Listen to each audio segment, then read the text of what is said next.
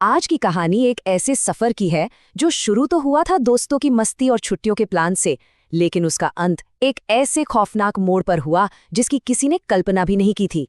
ये कहानी है बछुआ की, दोस्ती, धोखे और उस अनदेखी दुनिया की जिसके राज जब खुलते हैं तो जिंदगी बदल जाती है। चलिए इस कहानी में उतरते हैं। कहानी की शुरुआत ही इन लाइनों से होती है और आप समझ सकते हैं कि माहौल कितना भारी और रहस्यमयी होने वाला है। ये शब्द हमें सीधा उस भयानक रात में खींच ले जाते हैं जहां कुछ बहुत ही गलत होने वाला था। देखिए, हर डरावनी कहानी की शुरुआत ना बहुत ही नॉर्मल होती है, इतनी नॉर्मल कि आने वाले खतरे का कोई अंदाजा भी नहीं लगा सकता। 3 दोस्त, एक छोटा सा गेट अवे, बस उन्हें क्या पता था कि उनका ये छोटा सा मजेदार सफर उन्हें किस मुसीबत में डालने वाला है। तो प्लान एकदम सिंपल था। कॉलेज के 3 दोस्त आशीष, पायल और सुरभि सोचा कि चलो शहर की भागदौड़ से दूर कुछ दिन सुकून से बिताते हैं। बाराबंकी में पायल के पापा का एक गेस्ट हाउस था जो इस छुट्टी के लिए एकदम परफेक्ट था। सब तय हो गया, संडे शाम को निकलेंगे, रात भर ड्राइव करेंगे और सुबह तक पहुंच जाएंगे। और यहीं पर कहानी ने अपना पहला इशारा दिया था, एक ऐसा इशारा जिसे उन तीनों ने देखा पर समझा नहीं।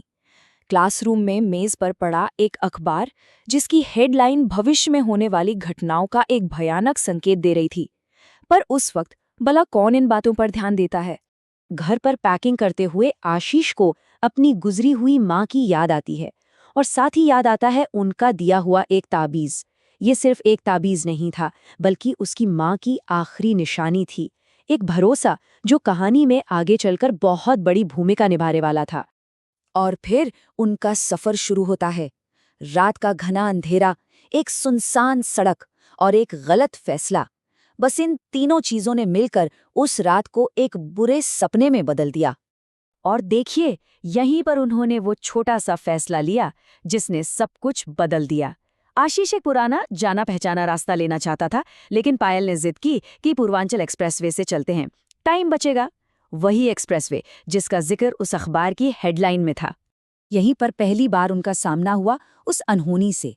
आधी रात, सुनसान सड़क और अचानक गाड़ी के सामने एक बच्चा। आशीष के तो होश ही उड़ गए। उसने जोर से ब्रेक लगाए, लेकिन जब तक पायल और सुरभि हड़बड़ाकर उठी, वहां कोई भी नहीं था। उन्होंने इसे आशीष का वहम मान लिया, लेकिन आशीष को पता था उसने जो देखा वो वहम नहीं था। वो साया अब सिर्फ सड़क तक नहीं रहा था। गेस्ट हाउस पहुंचकर रात को आशीष को सपने में वही बच्चा और एक अजीब सा मंदिर दिखा। अब ये बात साफ थी, जो भी शक्ति उनके पीछे थी वो अब सीधे सीधे आशीष को अपना निशाना बना रही थी।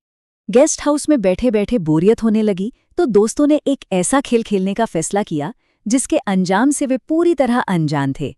और यही फैसला कहानी का सबसे खतरनाक मोड़ बन गया।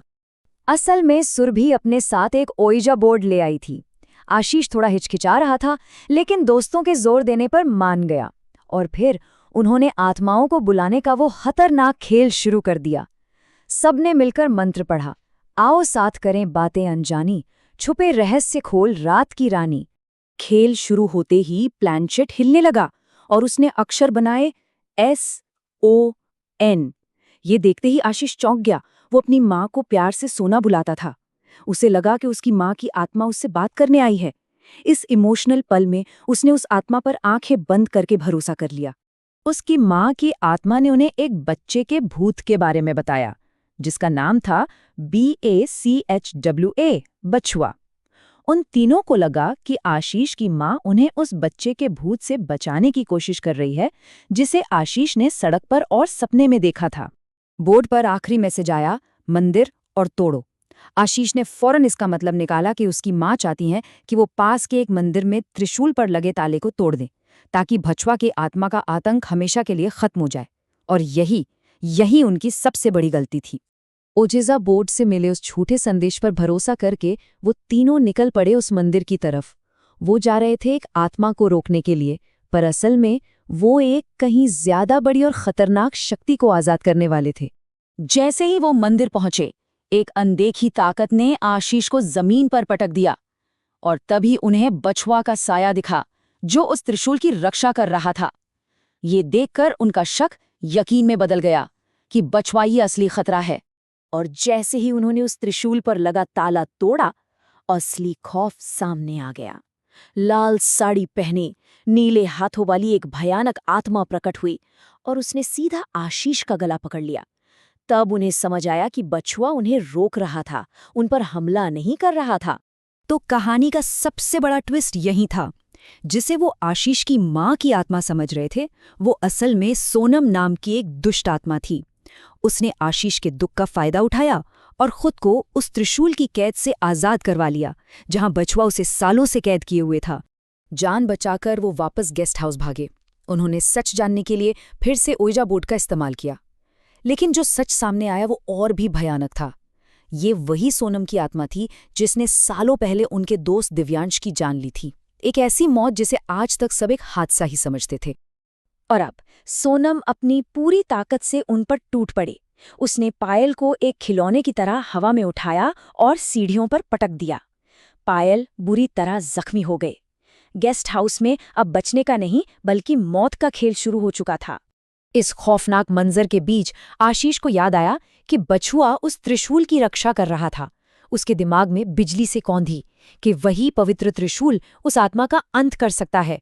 उसने अपनी पूरी हिम्मत जुटाई, उस त्रिशूल की तरफ दौड़ा और सोनम के अगले वार से पहले ही त्रिशूल को उसमें खोप दिया। पवित्र त्रिशूल के छूते ही उस दुष्ट आत्मा का शरीर जलकर राख हो गया और हवा में गायब हो गया।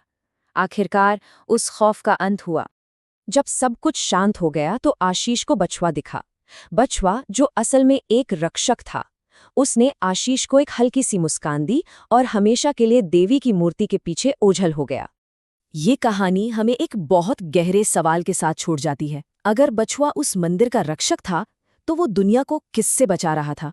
सोनम तो खत्म हो गई, लेकिन क्या वो अकेली थी? या फिर ये उस अनदेखी दुनिया की एक बहुत बड़ी लड़ाई की सिर्फ एक छोटी सी झलक थी? सोचने वाली बात है।